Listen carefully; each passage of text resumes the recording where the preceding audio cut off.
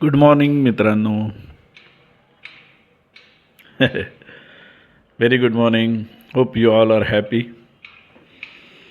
एक विषय असा आहे की आजच्या विचारधनमध्ये त्याच्यावर बोलूया की स्वतःची मानसिक स्थिती त्रयस्थ पद्धतीनं जाणणं, जे स्वतःकडे त्रयस्थ नजरेनं बघणं, ही पण एक चांगली सवय असते. त्याचे फायदे असतात.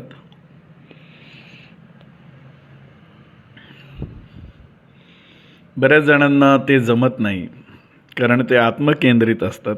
त्यांना स्वतःचे प्रश्न त्यांच्या प्रायोरिटीमध्ये असतात. त्यामुळे स्वतःकडं त्रयस्थ नजरेनं बघून आपले काय खरे प्रश्न आहेत, दिसणारे प्रश्न वेगळे आणि असणारे वेगळे असं पण असतं. तर तो एक भाग आहे. तसे आपल्याला बघता आलं पाहिजे की आपले काय प्रश्न आहे. मी आज आवळा सुपारी खातोय. त्यामुळे एन्जॉय करतोय आवळा, घरी केलेली आवळा सुपारी. तर स्वतःकडं बघताना आपण नेहमीच आपलं भूतकाळ तपासतो आणि त्याप्रमाणे वर्तमान काळामध्ये आपण काय करायचं, कसं करायचं यावर चिंतन करतो आणि स्वतःला ॲक्टिवेट ठेवण्यासाठी प्रयत्न करत असतो. Activation for right cause is very important. नाहीतरी वेळ हा तसा जाणारच आहे तुमचा आयुष्याचा. तुम्ही किती प्रयत्न केला तो वेळ काय थांबत नाही. पण मग राईट कॉज जर आपण जाणलं तर राईट ॲक्शन्स आणि राईट ट्रान्झॅक्शन्स तुमच्या जीवनामध्ये, आपल्या जीवनामध्ये होतात. तर ते तशी दृष्टी आपली स्वतःकडं बघण्याची नेहमीच असली पाहिजे की माझ्यामध्ये काय दोष आहेत, की मी जास्त भावनिक आहे का. भावनिक असणं हा काय दुर्गुण नाही आहे. भावनिक असलं पाहिजे, परंतु भावनांवरती तुम्हाला विजय मिळवता येतो का, ताबा आहे का तुमचा, हा पण एक महत्त्वाचा प्रश्न आहे. का तुम्ही वाहवत जात आहे.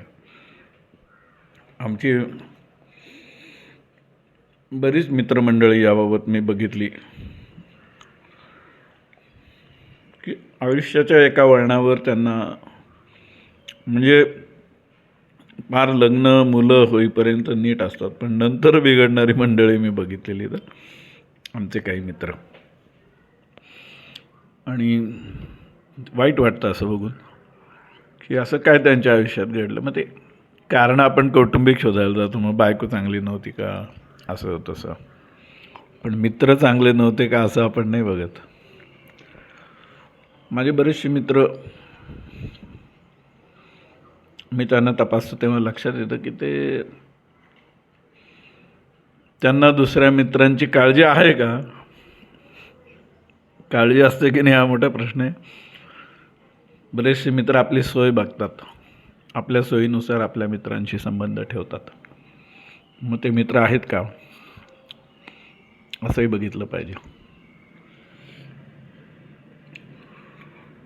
आणि आपल्या आयुष्यामध्ये आपल्या मित्रांचं स्थान, आपल्या कौटुंबिक व्यक्तींचं स्थान, याबद्दल आपण नेहमीच जागृत असायला पाहिजे. नाही तर वाहवत जाणं हे गृहीत धरलं जातं. तुम्हाला कोणी गृहीत नाही धरलं पाहिजे, हे लक्षात ठेवा.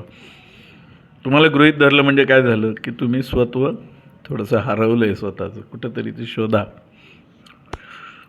तो काय येईल रे, तो काय करेल रे, असं अध्याहृत तुम्हाला ज्यावेळेस धरलं जातं ना, त्यावेळेस तुमचा रिस्पेक्ट आहे की नाही हा प्रश्न त्या ठिकाणी येत असतो. तर कुठल्याही जे नाती असतात त्या नात्यामध्ये हेच बघा की तुम्हाला कोणी गृहीत धरत नाही आहे ना.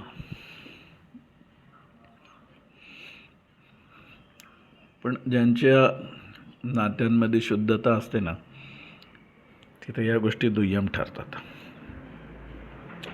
तिथं हा विचार येत नाही. पण तरी पण स्वतःच्या वागण्याबद्दल आपण त्रयस्थ वृत्तीनं स्वतःकडं नेहमी बघावं असं मला वाटतं.